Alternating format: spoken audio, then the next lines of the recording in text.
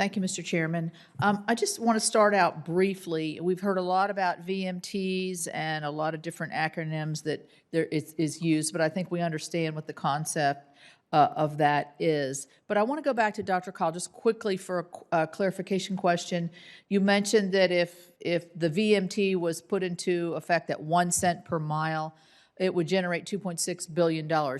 But previously you had mentioned that over 10 years, the shortfall is $195 billion. So we got a big gap here. I guess my question is back to Mr. Schinkel. In some of the states' pilot studies, is a 1 cent per mile, is that a marker that's been used for success here, or is that, because it's not going to generate enough to hit our shortfall at all? So I guess, Mr. Schinkel, I want to ask you that about the 1 cent per mile, but I also want to ask you, there are concerns on privacy. We haven't really heard much pushback on that, and maybe those issues have been sort of laid to rest through some of these state pilot studies. So, Mr. Schinkel, could you address the privacy issue as well?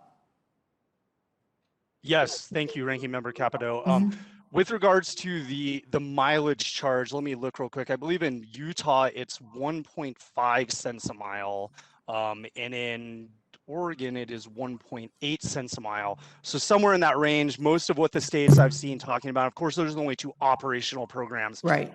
Actually charging, so that gives you some sense. Most of the range that I've seen is somewhere in that range, and somewhere in between 1 to 2 cents. So I would say that's a fairly kind of accurate starting point. With regards to privacy, I think you're definitely absolutely correct that that's going to be one of the big things public kind of perception wise to get through is how to address this.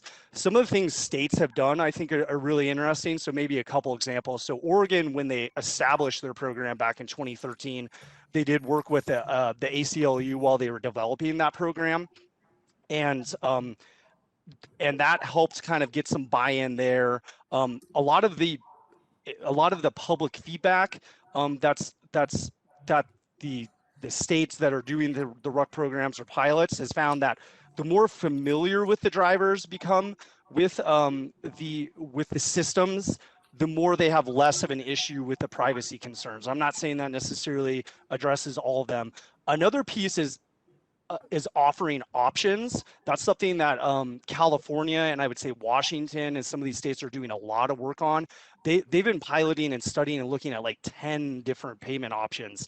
And some of those are like, for example, there are 15 states that do annual or biannual in-person vehicle inspections essentially. So in those 15 states, you theoretically could just do an odometer reading very easily within existing state structures and law, and just have an odometer reading and you're in and out, and there's no impact on your privacy. Now, the flip side and the downside of that is that if you travel out of state, or you live on a large private ranch, or you drive a lot of miles on private roads, you're going to get charged for those miles. So the trade-off is that having that location information is always going to be really helpful to ensure that you're being accurately charged and being charged as little as possible, I guess I would say. Some of the other things that states can do is that certainly I know Oregon and California and Utah have all done things around kind of de-aggregating the location information. I know in Oregon, they're only allowed to keep that location data for 30 days, and law enforcement have to have a warrant to access it. So there's a lot of things that need to be done. I think states have taken good steps. I also do think this needs leadership at the local, state, and federal level to continue to talk about this and to try and talk about the challenge that we don't have enough transportation funding. So those are kind of some of my thoughts. And thanks for the question. Thank you. Thank you for your insight there. Mr. Poole, in your statements, in your statement, you mentioned that if all of the money that was generated from the gas tax was put towards the surface transportation bill, that it would be much closer to meeting the shortfall. Are you referring to the fact that funds from that gas tax are moved over to transit? Is that what you were alluding to, Mr. Poole?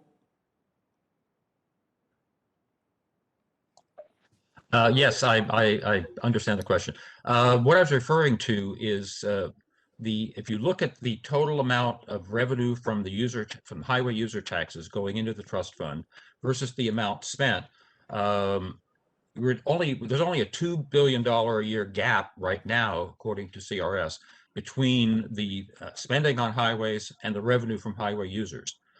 Almost all the shortfall is all the non-highway programs. So closing that $2 billion gap would take a very small increase in a user tax, which might be more acceptable to highway users if they knew that all the money that they put in was going to be spent for better highways, and then the rest could be simply paid for out of the general fund, all the non-highway portions. And that would be my suggestion for a short-term fix. It's not going to solve the long-term problem, but it would make the trust fund itself, the highway trust fund itself, solvent. Okay, thank you.